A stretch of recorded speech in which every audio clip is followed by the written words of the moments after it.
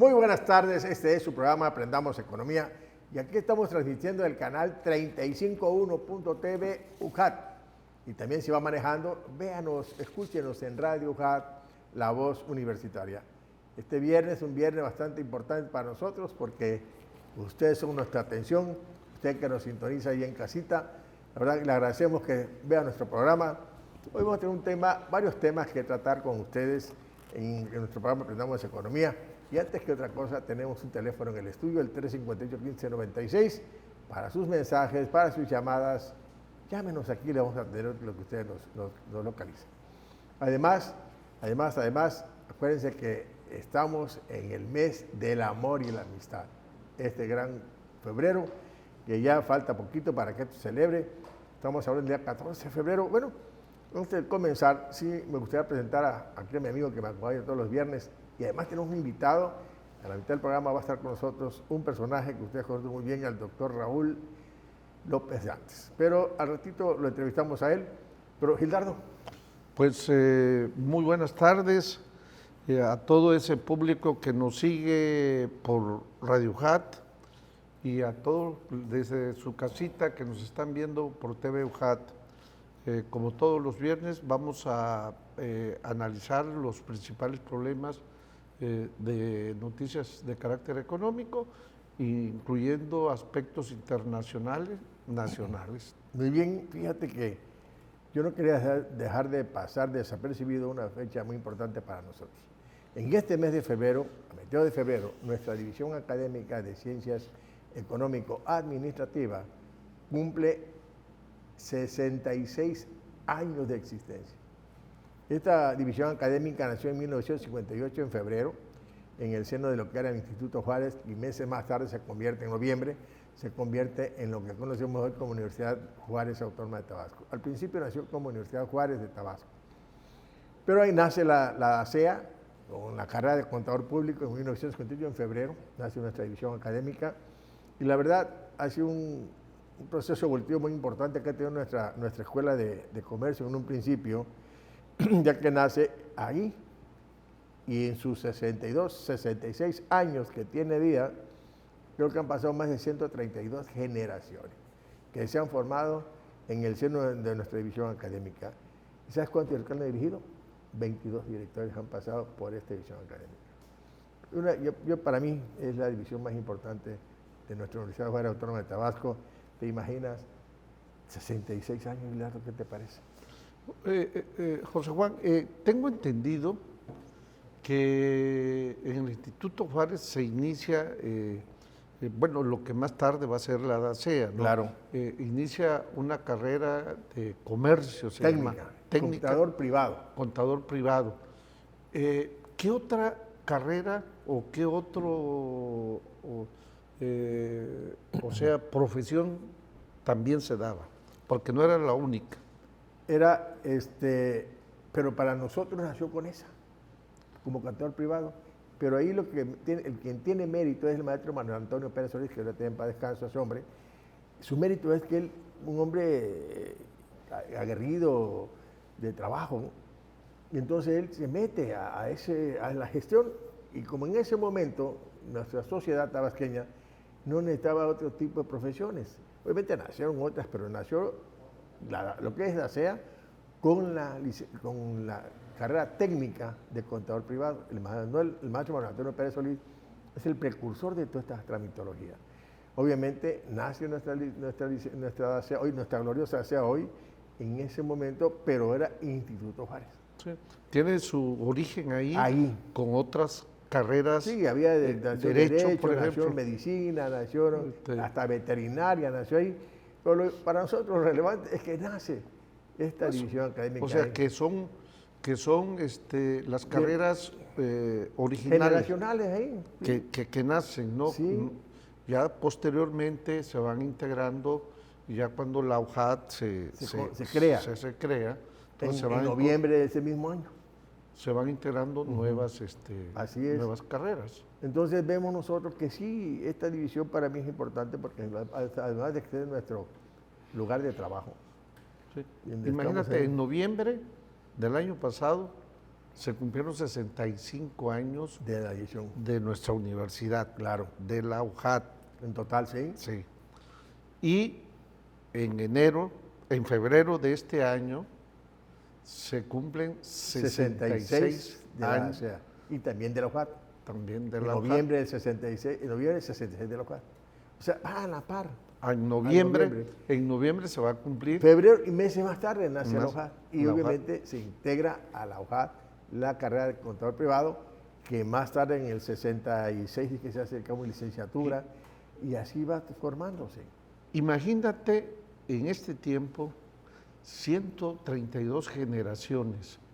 O sea, el papel que ha jugado nuestra universidad, bueno, nada más viendo aquí en la conceptualización de DACEA, la importancia que han tenido, no nada más los que empezaron con una carrera técnica de contador privado, que luego es sustituida por contador público. Se llama CPT, contador público titulado. Ajá. Le agradan la parte Pero titulado, ¿cómo, no sé. cómo eso se va? Luego, después de contador público, entra administración. Ya, pero en el 69 ya aparece como administración. Traen la carrera de administración y se instala. Ya posteriormente en el 77 aparece ya lo que era relaciones comerciales. Hoy la sustituyó mercadotecnia. Ya economía, la más jovencita, era en el 85. En el 85 Ajá, nace la carrera de economía. la carrera de economía. Y ya al dejar de ser relaciones comerciales, la carrera que había en el 77, ya ahora es más joven mercadotecnia, porque surge después de economía. Pero viene como antecedente. Un antecedente con relaciones Entonces, de comerciales. alguna manera, ellos tienen esa expresión de tener más años en existencia. O sea, economía es el niño chiquito de la división Y fíjate académica. que yo conozco a un amigo que lo voy a invitar al evento, porque tengo un evento el día 20, a celebración de la DACEA. El día 20 invitamos al señor rector que nos va a acompañar. Ya me dijo que sí. Bueno, el caso es que a José Carmen López Carrera son como 5 o 6 de los que la primera generación que egresó como contador público, ya como licenciatura. Como contador público. Ya Es no el- técnico. Ese es de la primera generación. Él es generación, uno de los el miembros. que existe todavía. Existe, lo acabo de galardonar hace Sí, unos sí, días, sí, lo- Lo ajá. premiamos con sus 50 y tantos de profesor nada sea. Entonces lo invité porque me gustaría que estuviera aquí. Además fue director de la DACEA, hombre, cuando era la Escuela de Comercio. Es que primero fue como Escuela de Comercio. De ahí, contabilidad, administración y economía. Así le llamaron. Luego, una temporadita fue como facultad. Y en el 85 deja de ser escuela y facultad para ser división académica. Porque el nuevo rector, que es Josué Granados, que ya falleció también, abandona el modelo de escuelas y facultades y adopta el modelo departamental. Y se crean las unidades y divisiones que hoy conocemos nosotros. Y se crea la DACEA, porque ahí engloba a contaduría, que es la más antigua, administración, era relaciones comerciales de mercadotecnia y economía. Y obviamente con nuestros posgrados que ya conocemos nosotros, que son las 4 maestrías, y naturalmente los 2 doctorados que tenemos ahí. ¿Con cuántos docentes cuenta ahora la división? 262. Sí. Y bueno, más que van a sumarse unos porque obviamente estamos en clase. Y alumnos, ¿cómo está el alumnado? Para los que nos están viendo, la importancia de esta división. Inscritos ahorita tenemos 4.725 alumnos. Y uno que se va a inscribir después porque estamos en un proceso ¿cómo se llama? De regularización de algunos alumnos que tienen que por alguna razón quedaron en que no pueden proceso. inscribirse. Están en proceso. Es un buen número. Entonces, obviamente, van a sumarse a la población escolar que en este momento tenemos nosotros. Okay.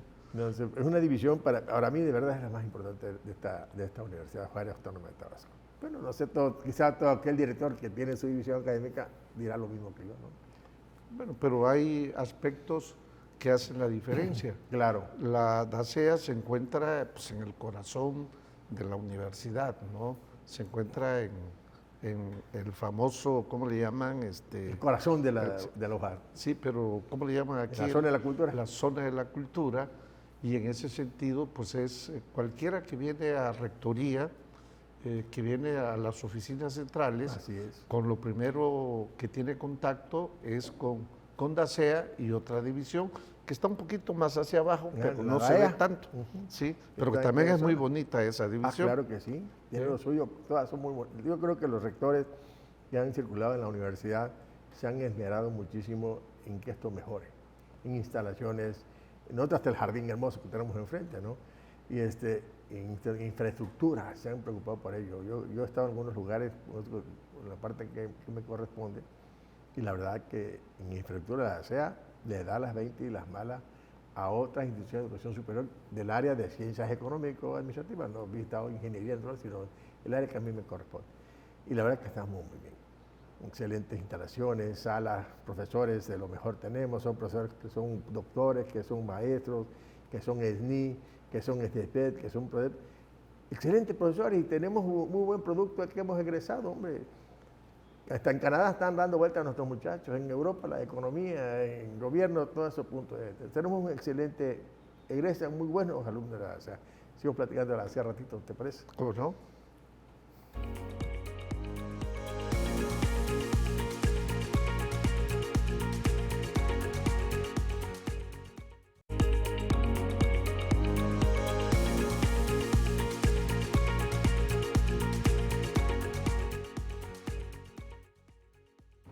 Bueno, ya estamos de regreso con su programa Aprendamos Economía y tenemos un teléfono en el estudio, el 358-1596. Háblenos, que aquí estamos para atender sus mensajes y sus salutaciones. Estamos platicando acá a gusto con Maestro Gildardo, un excelente amigo, además compañero, colega y además profesor de la ASEA. Hablando de esos 66 años que se dicen tan fácilmente de una división académica que tiene un proceso de volteo bastante interesante, fíjate. A mí me gustó, entonces, yo he vivido gran parte de ese proceso evolutivo, llevo un ratito trabajando ahí, y en verdad me encanta lo que va ahí. Imagínate, mencionabas hace rato que han pasado 22 directores en estos 66 años. En noviembre, que se festejó el 65 aniversario de la UJAT. De la UJAT, se habla de 20 rectores. ¿Sí? Bueno, no cualquiera división o no cualquiera escuela de estudios superiores tiene una larga vida exitosa en crecimiento constante, no solamente cuantitativo, sino cualitativamente, porque se van mejorando la calidad de educación, se diversifican las carreras, se incrementan los niveles de grados para preparar a los jóvenes. ¿Qué tienen pensado hacer para festejar estos 66 años? Fíjate, ya hemos programado 3 días de festejo, 20, 21 y 22 de febrero. Pero ¿por qué no empezamos antes? Porque empezamos clase y ya está muy apurado el asunto, ¿no? Hablamos un poquito de los festejos para que sea fin de mes, pero déjame comentarte por qué 22. En la ASEA hay directores que han repetido, son 4 años más 4. Entonces, pues la cifra de 22 profesores que han dirigido la división académica. ¿Y por qué 21 y 22? Porque te comentaba hace un rato de que tenemos prácticamente ya estamos entrando a clase y pensamos que había que jalar un poquito más. ¿Qué vamos a hacer? Hemos invitado al señor rector a la ceremonia de inauguración, ya lo platicamos con su particular y primero Dios va a estar con nosotros. Una ceremonia de inauguración, un mensaje de bienvenida, un mensaje de un maestro que el maestro de comienza que hable con él. Ahí se da un proceso breve de lo que es el origen de la ASEA, el lema es de la Escuela de Comercio a la ASEA, 1958-2024. Y lo invitamos, yo señor rector, a dar un mensaje y luego pues ahí cerramos. Queremos inaugurar el despacho de asesorías contables, administrativas, de proyectos productivos y comerciales que tenemos ahí, que invitamos al señor rector para decir, cortamos el listón. Obviamente, eso termina y se va señor, a sus actividades cotidianas que él tiene. De ahí tenemos una mesa redonda donde ahí van a participar de los profesores más antiguos que tenemos nosotros. José el Carmen López Carrera, que es de la primera generación de contadores públicos. Bueno, Rico Mesa, uno de los directores, Frías Díaz, Olga Yeri, Hildardo López Baños, de los más viejos que tenemos ahí. Y bueno, yo voy a moderar la mesa a ver si los logro controlar a ustedes. Eres el más joven. El más joven soy yo. Y entonces, esa es una de las cosas, un convivio breve. Y de ahí el día 21 seguimos con los mismos eventos que tenemos programados, inclusive hasta los jóvenes han ideado una actividad deportiva. Ahí cerramos prácticamente con un evento de canto. Invitamos a los vecinos de al lado, a ver si nos llevan con un grupo, una maestra de canto, de a sus alumnos a examinarlos ahí, porque son muy buenos los jóvenes del SEDA. Y entonces cerramos alegremente los 3 días de festejos del aniversario 66 de la ASEA. Pues muy bien, pues ya escucharon, jóvenes, maestros, hay que estar pendientes de estas actividades para hacer presencia. Invitación abierta, además lo vamos a hacer abiertamente, porque me decían, lo hacemos en una de las salas, no, porque estos eventos si los encierran nadie se entera. Entonces pensamos hacerlo en la explanada de la DACEA, entre el edificio B y C, la plaza cívica, le vamos a traer la DACEA, y ahí van a estar todos los eventos nuestros. Nos vamos a hacer un poquito, como poner un techo, para que no llegue tan fuerte el sol de ese día. Pues eso es lo que estamos haciendo, mi querido amigo Gildardo, con esos 66 años de nuestra querida división académica DACEA. El lema es de la Escuela de Comercio a la DACEA, 1958-2024. Así es, muy bien. Bien, cambiando abruptamente de tema, antes de que se presente nuestro invitado, que por ahí ya lo veo sentadito, hablamos un poco de la iniciativa de reforma que el gobierno de nuestro país ha lanzado al Congreso de la Unión. Son 20 iniciativas que él plantea de reforma en la Constitución Nacional. Naturalmente que esa Carta Magna la han manoseado muchísimos gobiernos, y él dice que con lo que él manda va a darle su origen a la Constitución de 1917. Y dentro de todos los 20 puntos que él plantea, yo me atreví a señalar 5 porque no nos alcanzaría el tiempo para eso, comentarlo brevemente. Yo creo que tenemos que crearle un programa exclusivamente a este punto. Yo hablaba del caso de incremento de los salarios mínimos, la industria estratégica del Estado, el derecho de alimentación, medio ambiente sano y derecho al agua, bienestar social y pensiones y jubilaciones. Es un tema que vamos a comentar al rato con nuestro invitado. Entonces yo sí, no sé qué te merece, comentar qué te merece sobre estos temas que estamos hablando nosotros y qué podrías comentar de esto.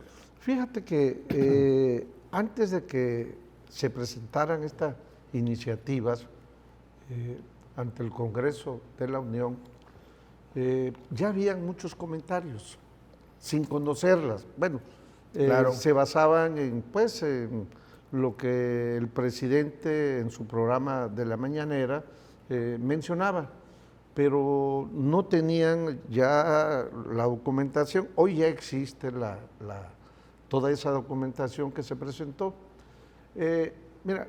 Yo creo que aquí valdría la pena hacer hincapié en algo. Se ha dado a entender que el gobierno actual, que el gobierno que representa AMLO, es un gobierno de izquierda. Yo creo que AMLO en ningún momento ha manifestado acciones anticapitalistas, acciones ante la propiedad privada, ¿sí?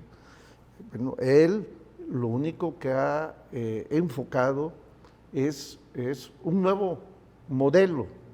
O sea, lo que ahorita se está en el marco del capitalismo, no hay ni izquierdas ni derechas en ese sentido. Claro. En el marco del capitalismo hacer reformas que permiten darle continuidad a esta sociedad. Y son dos modelos que están en juego, que ahora estamos en un proceso electoral y que ahí la sociedad va a definir si regresan al modelo anterior o continúan con este nuevo. Y es sencillo lo que se está planteando, ¿no? Habían la Constitución hizo muchas modificaciones anteriormente, muchas modificaciones a modo para apuntalar a lo que conocemos como el modelo neoliberal, donde es una élite, un grupito, los que se beneficiaban en todo. Y había o sea, no es retórica, no es rollo, como decimos aquí muchas veces, sino que los resultados económicos que se dieron durante 36 años. 30 y tantos años, ¿sí? Porque hay algunos que meten a De la Madrid, otros que lo meten a medias, ahí empezó otros que se empiezan con Salina, son 30 y tantos años, para no, ¿sí? Entonces se vio cómo creció la economía, cómo hubo un incremento de la riqueza, pero no permeó esa riqueza a la mayoría de la sociedad. ¿Y por qué? Porque el modelo neoliberal, ese es su enfoque, acumular riqueza, ganar, ganar, ganar, esa es su famosa frase, ganar, ganar. Y todo lo que vean, hacer negocio con todo lo que vean. Y en ese sentido, bueno, el Estado, en este caso, que es responsable, que tiene mucha responsabilidad con toda la sociedad, pues tiene que replantear los proyectos de crecimientos, sus políticas económicas, y lo que está haciendo el presidente AMLO con este paquete de iniciativas, está pues tratando de dejar integrado un paquete que consolide a su modelo que le llama el humanismo mexicano, claro, o la cuarta T. Claro, que lo que yo trato de decir en este tema es, los dos modelos económicos, todos saben que un modelo económico tiene un objetivo muy simple: crecimiento de la economía. Ese es sencillo. Nada más que en un modelo neoliberal que se provoca el crecimiento económico, pero de un grupito. Se queda en unas manos. Así es. Y este modelo de economía del bienestar, en la cual participan tanto gobierno como empresarios, como consumidor, como también el pueblo, el trabajador, el obrero. Y eso es lo que se está manejando ahorita. Tiene un sentido, hombre. Todo mundo se beneficia. ¿Y cuál es la idea del presidente López Obrador? Bueno, que todas estas cosas que le han quitado a la Constitución regresen. Que realmente el gobierno, el Estado, venga a cumplir su función como Estado, no como árbitro, nada más estaba arrinconado, cobrando impuestos, seguridad social y los servicios que presta a la sociedad. Yo creo que esa es la intención del presidente López Obrador, y por eso manda toda esa iniciativa. Incluso yo vi alguien pasó unas noticias, dice que cuando los empresarios se enteraron de lo que presentaba el presidente López Obrador, respiraron, aplaudieron y se fueron a comer de alegría. ¿Por qué? Porque todo el mundo les vendió la mala idea de que iba a afectar al empresario en ningún momento. Para nada. Para nada. Entonces, así dijo la persona esta. Sonrieron, quizás se reunieron en algún lugar los empresarios mayores del país y se fueron a comer y a poner de alegría. O sea, de alguna manera aceptando la propuesta que el presidente hace para mejorar la Constitución. Regresamos al rato. Ya tenemos otro invitado ahí, va a venir con nosotros. Sí.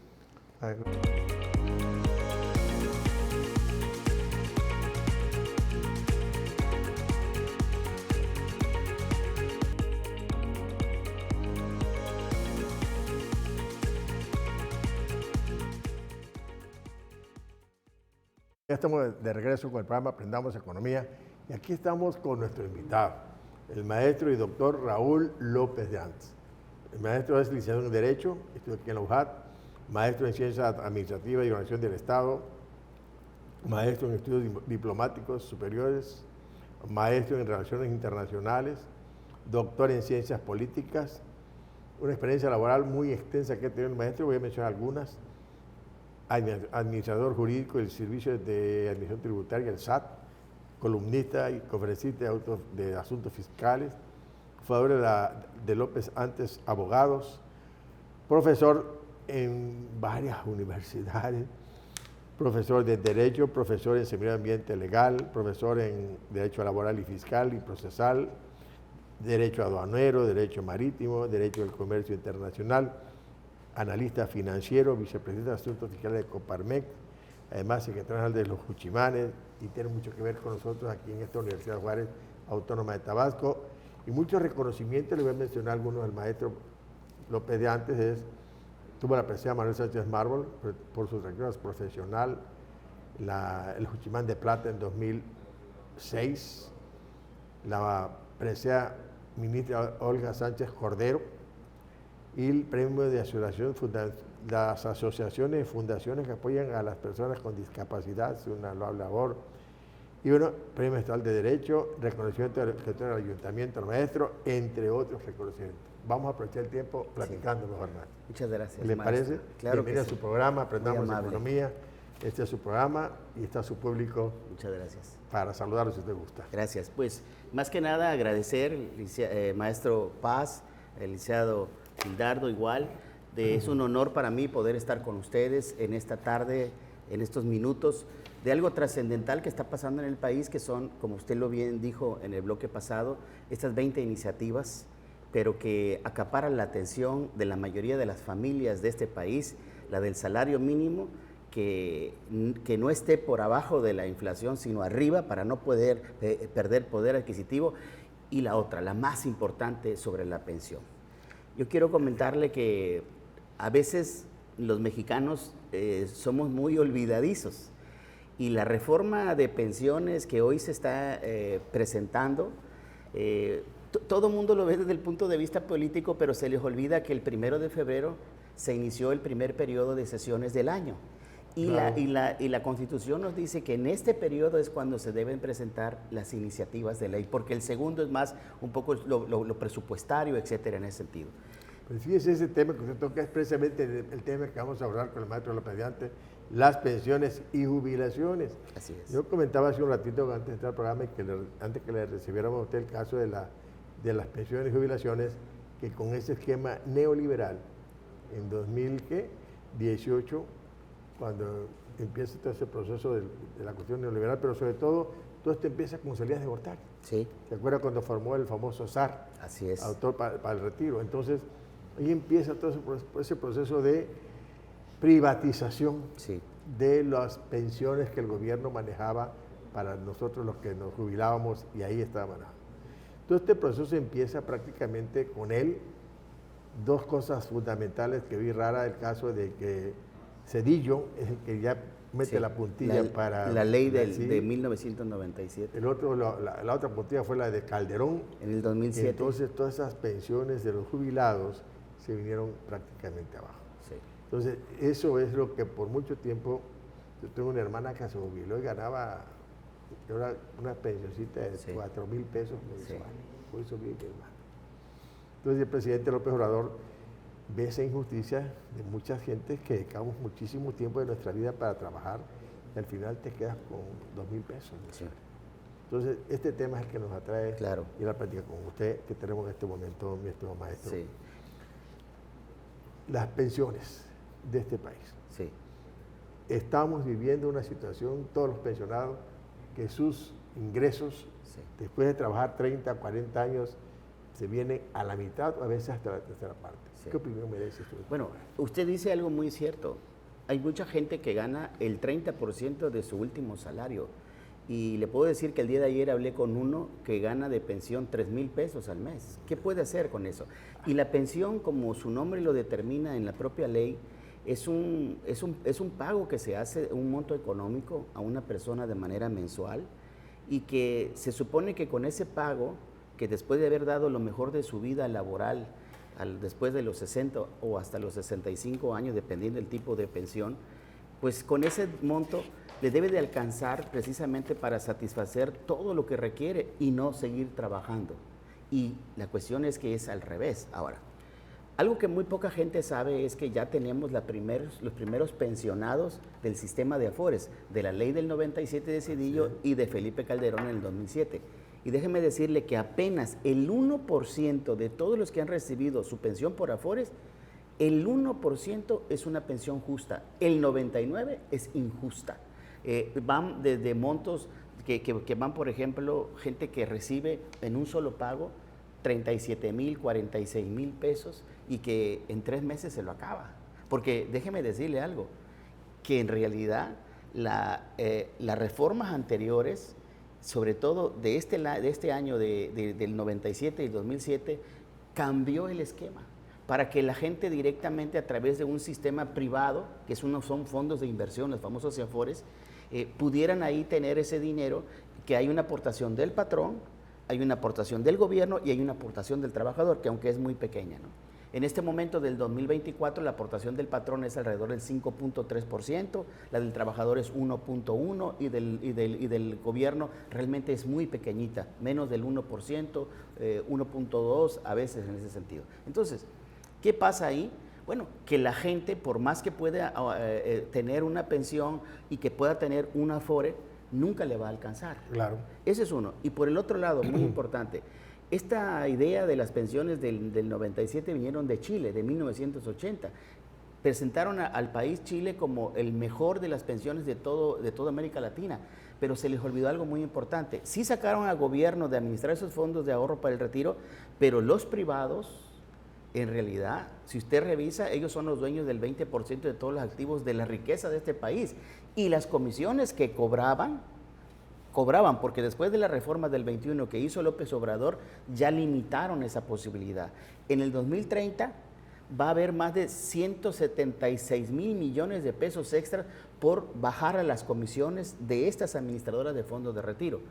Y otra cosa importante, en 2021 el presidente López Obrador hizo una reforma ya de pensiones. Esta es la segunda que está previendo. Y en la primera, fíjese bien, si no hubiera esa reforma, la gente solamente podía jubilarse bajo dos esquemas, 65 años a fuerzas. Ajá. Y dos, que iban a tener prácticamente 1.250 semanas de cotización, es decir, tenía uno que trabajar 25 años, si no, no se podía jubilar. Bueno, si la comparamos con la que hizo el presidente en el 21, lo que hizo es ya no 1.250, comenzó desde 750 semanas a partir del 2023 y cada año van aumentando 25 semanas de cotización, es decir, ahorita en este momento andamos como en los 825 semanas. Si hoy tiene alguien 825 semanas y tiene 60 años, se puede jubilar, antes no se podía. Y si comparamos lo que hizo el presidente en el 2021 con la que estaba anterior, antes ganaría una persona una pensión de 3.289 pesos. Hoy, con la reforma que hizo del 2021, esa persona gana 7.116%. Es 7.116 pesos, es decir, 117% aumentó. Ahora, sin esta reforma. Y fíjense que hay una cosa importante que decía, este dinero que ahorraron los trabajadores, la agarró la iniciativa privada. Un escuché una vez cuando estaban haciendo ese aeropuerto de Texcoco, sí, entrevistan a Slim, que es el que metió mucha mano ahí, dice, ¿y con qué dinero trabajó usted? Dice, yo trabajé con el dinero de los Afores. Sí, es correcto. Eso es correcto. Me sorprende, ¿no? Que agarró tu dinero de trabajador que está ahora para meterlo en este negocio y si quiebra él, tú perdiste todo. Sí. Incluso por eso se habla de las minusvalías. 2020, 2021 y 2022, en vez de aumentar el fondo de las Afores, disminuyó. ¿Por qué? Porque más del 35% de todo ese dinero que estamos hablando, de 5 billones de pesos, es decir, es una cantidad inmensa.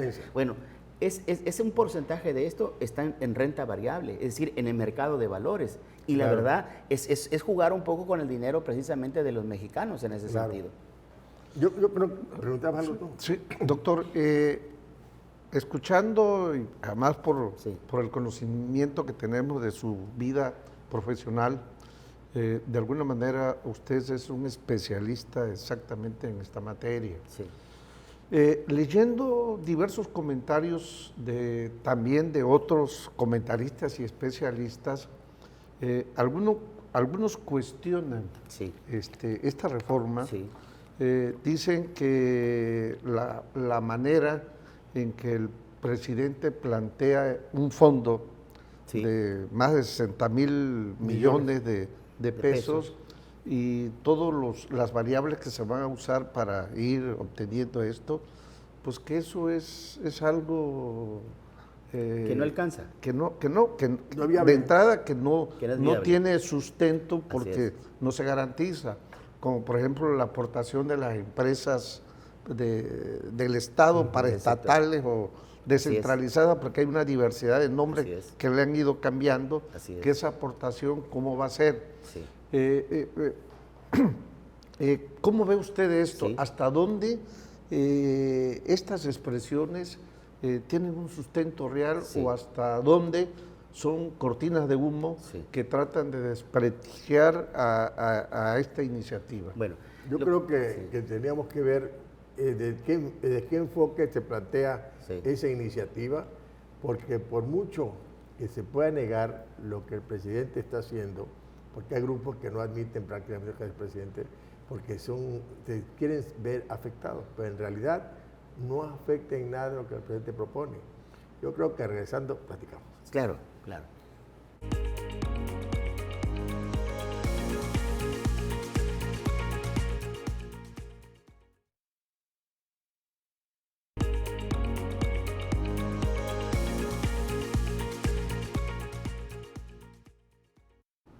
Bueno, estamos de regreso hablando de estos temas de pensiones y violaciones. Muchas cosas importantes, hablamos de entrar al aire. Maestro, adelante, porque Sí. si no ya... Contestando a la pregunta del licenciado Gildardo, ¿es viable la iniciativa de reforma de pensiones? Es muy viable. Claro, muchas personas que están en contra de este nuevo sistema comparan los 5 billones de pesos que administran la CIAFOR y los fondos de inversión de sistema de retiro contra 64,000 millones de pesos, que es el capital semilla, lo que va a aportar el gobierno, pues obviamente que hay una diferencia enorme. Sin embargo, lo que pierden de vista es que las pensiones en este país, el componente más grande es lo que aportan los patrones. Por ejemplo, cuando aumentan el salario mínimo, ¿quién es el que eroga la mayor cantidad al Seguro Social y al Infonavit? Los patrones. Es más, el esquema está dado en la reforma de pensiones del 2021 de pasar del 6.5% del sistema de ahorro para el retiro, que es para la pensión, al 15% hasta el 2030 de manera gradual. ¿Qué significa esto? El gobierno, esta reforma que hizo, sabe que está correcto porque el sistema gradualmente va a aumentar la aportación del patrón. Claro. Y eso es lo que los analistas no están viendo, solamente los 64,000. Bueno, claro, los 64,000 que vienen del fideicomiso del Poder Judicial, que vienen de los terrenos que va a vender Fonatur, que vienen de los órganos autónomos que van a desaparecer. Sí, parece ser que está condicionado esos 64,000 a que se aprueben estas reformas, pero lo que pierde de vista es que, aparte de la aportación del patrón, se necesita un nuevo esquema, que yo le llamo un esquema mixto. Así es. Porque hay un fondo privado de las CIAFORES, de los fondos de inversión de sistema de retiro, que una AFORE, cuando termina su vida útil a los 65 años, una persona sabe que solamente hay 3 aseguradoras que le dan una renta vitalicia, pero la gran mayoría te da nada y en una sola exhibición te dan todo tu fondo de retiro. Pero va a haber un fondo de pensiones del bienestar, que le llaman, entonces va a ser un sistema mixto y van a competir. ¿Por qué? Primero desaparece el de que el gobierno le meta mano al sistema privado de las AFORES. Eso no existe en esta reforma. Eso es lo bueno, porque a veces el gobierno en ese sentido no era tan bueno administrando. Pero por el otro lado, las AFORES, los que administran las AFORES, ¿qué es lo que van a hacer? Pues van a tener otros esquemas, otros instrumentos. Por ejemplo, el ahorro voluntario. En este país muy poca gente ahorra de manera voluntaria. Si usted lo ve en el sistema federal, los trabajadores federales, dice, si tú aportas el 5%, bueno, yo también aporto el 5%. Veremos esquemas distintos para que entonces el trabajador no nada más esté pensando, voy a tener una pensión de lo que aporta mi patrón, sino de lo que yo también aporto. Es más, mucha gente que me está viendo sabe que si aporta en su Afore, a través de su tarjeta o a través de una transferencia, en su declaración anual, tiene ese saldo a favor. Entonces, yo creo que realmente esta iniciativa es perfectible, que tiene muchos supongos y condiciones, sí, pero aquí lo veo yo muy importante, es la oportunidad para que nuestros hijos, aquellos que comenzaron en los años 2000, no terminen teniendo una pensión de 3,000 o 4,000 pesos, que la verdad, hay que serlo real, no alcanza y tendrán que trabajar hasta después de los 65, 70 años. Yo voy a luchar con todo lo que yo pueda, con los conocimientos, como decía el licenciado Gildardo, para que esta iniciativa verdaderamente prospere. Y si se da en este periodo de sesiones, muy bien, pero si no se da en este periodo de sesiones, si se da con otro gobierno, hay que empujarla, porque es la única manera realmente que los estudiantes de la UJAT, que cuando terminen la carrera y puedan entrar a un trabajo, tengan asegurado que a los 60 o 65 años van a tener una pensión digna, que eso es lo que busca el presidente y el gobierno federal en ese sentido. Naturalmente, porque realmente si seguimos con esa misma ley, no alcanza para nada. Es decir, no es posible que tú después de trabajar muchísimos años, Sí. te quedes con 4,000 pesos mensuales. Claro. Algo que realmente es increíble, te lo gastan una semana, ¿no? Sí, es correcto. ¿No? Entonces, yo por eso comentaba de que es importante que pongamos atención. Ahorita están los grupos políticos que en el Congreso de la Unión tienen que aprobarla. Sí. Yo digo que deben aprobarla, porque todo aquel que no la apruebe está en contra de su propia ideología o partido. Y le pongo un ejemplo. La gente que trabaja y es pensionada del ISSSTE sabe perfectamente lo que le digo, que la gran mayoría tiene una pensión muy pequeña. Sí. Y tienen que trabajar. Ahora, y muchos de ellos, trabajadores del Estado, no tienen ni Afore. Es decir, se rezagaron y pudieron haber tenido otra forma de recibir un ingreso. La propia universidad que tiene ya su sistema en ese sentido para que puedan ser pensionados, bueno, pero hay algo muy importante. Habría que agregar otros instrumentos financieros que se pueden hacer para que cuando salga esta persona, después de haber cumplido su vida laboral útil durante su vida, no nada más salga con esa pensión, sino salga con otros instrumentos financieros que le dieron rendimiento a través de lo que le llamamos nosotros el interés compuesto. Es decir, otros esquemas. Y eso es lo que yo creo que se necesita ver en esta reforma. Porque todos necesitamos que haya más ahorro, porque entre más ahorro haya en el país, mejor fortalecidas están las propias instituciones. El Tren Maya, el aeropuerto Felipe Ángel y todos los demás grandes proyectos, el transísmico, ¿de dónde vienen esos grandes proyectos? Del monto de las Afores. Así es. Ahí lo usaron. Ahí viene, exactamente, son activos muy importantes que el gobierno también necesita que la gente pueda tener esos tipos de ahorros a través de los patrones del Estado y de los trabajadores para que ese dinero se mueva y tenga rendimientos en ese sentido. Entonces yo soy de la gente convencida, con todos los asegúnes que pudiera haber esta iniciativa, es perfectible y trabajarla. ¿Y trabajarla para qué? Para que las personas que hoy tienen 35, 40 años, pero además algo muy importante, no solamente es para los jóvenes, para todos aquellos que después del 1 de julio del 97, es decir, que en unos 5 años, 10 años, 8 años van a tener una pensión mínima garantizada. Y aquí viene el esquema, donde dicen, bueno, es que no concuerda. Los que ganan menos de 16,667, para ellos, al mes, es donde va una pensión al 100%. Que no es el total de todos los pensionados, pero significa que los que ganan más de esto van a estar económicamente mejor. Claro. Pero para los que ganan menos de eso, que es una gran cantidad de personas, esa es la pensión del 100% que se quiere. ¿Es factible? Sí, porque además prevé la iniciativa trabajos actuariales, que va a permitir cómo fondear precisamente esos recursos, no nada más con el gobierno, sino con otras alternativas. Pues si usted ve el monto de la iniciativa privada, más lo que aumente el gobierno de la República, y el más ahorro los del aportes trabajador. Exacto. es una pensión bastante importante. Claro. Y yo creo que van a aprobarla en el Congreso de la Unión. Estamos en recta final. A eso iba a preguntarle, doctor. Sí. Uno de los aspectos de esta reforma cuestionada es lo que acaba de mencionar, ese sueldo promedio del Seguro Social de 16,700, donde supuestamente dicen que tiene dedicatoria para cerca de 9 millones de personas, Sí. y que de ahí pensar en el resto sería totalmente No factible.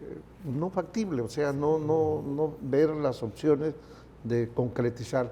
Yo lo que veo, los proyectos, sobre todo los proyectos económicos con enfoque social, van, y todo tipo de proyectos también, Sí. se van armando, se van construyendo. Algunos pueden tener pequeños errores, Así es. pero se va corrigiendo Totalmente sobre la marcha. y se va avanzando. Claro. Yo creo que esta iniciativa, para el público que nos está viendo, es una iniciativa que busca llegar, no llegar, ya estamos adentro de un Así problema es. serio, Sí. de cuántos millones hablamos de jubilados que Sí, existen sí. en este país, Aproximadamente más de 26 millones millones de aproximadamente. que si no fuera por los apoyos extra de los Sí. programas del bienestar, Sí. tendrían una situación más compleja. Totalmente. Entonces, lo correcto sería avanzar, ir corrigiendo, o sea, generar vínculos. Vamos a hacer en la división académica mesas de discusión, Sí. y lo vamos a invitar, aquí le Con vamos a todo pedir gusto, permiso con todo a- gusto. Ya lo está viendo él. Con todo gusto. Sí, le vamos a invitar para participar y sobre todo para que los jóvenes Sí. estén enterados de esto, conozcan, porque ahí vean reflejado su futuro. Sí. Como muy bien Y lo sobre menciona. todo, usted dice algo muy importante. Si de 26, 9 millones se van a beneficiar con una pensión al 100%, pues es el primer comienzo. Pero hay 27 millones más que están en la economía informal que no tienen este De nada. sistema.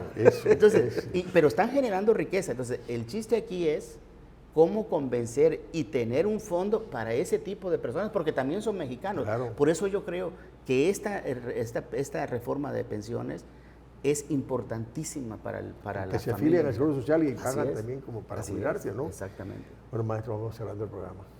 Muchas gracias. Cerremos esto. Bien, al final de esto, ¿usted qué opina? ¿Es viable este proyecto, Sí. presidente? Es viable y se necesita buscar más alternativas de financiamiento por si alguna de las reformas no pasa. Yo creo que es muy perfectible y sobre todo lo más importante, yo creo que lo dijo muy bien el licenciado Gildardo, yo creo que hay que abrir las universidades y sobre todo la UJAT a discutir este tema, que se plantee estas circunstancias. Hace algunos años, en el 2005, yo inicié hace muchos años un movimiento contra la tenencia vehicular y decían que era imposible.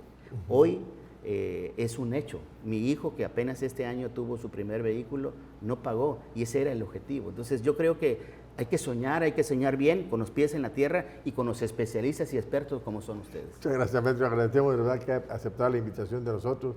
Y aquí tenemos ahí mucho más de lo que estamos hablando acerca de la jubilación y pensiones. Gracias por su estancia, maestro. Gracias a ustedes. Gildardo despide el programa. No, pues nos vemos próximo viernes. Hasta pronto.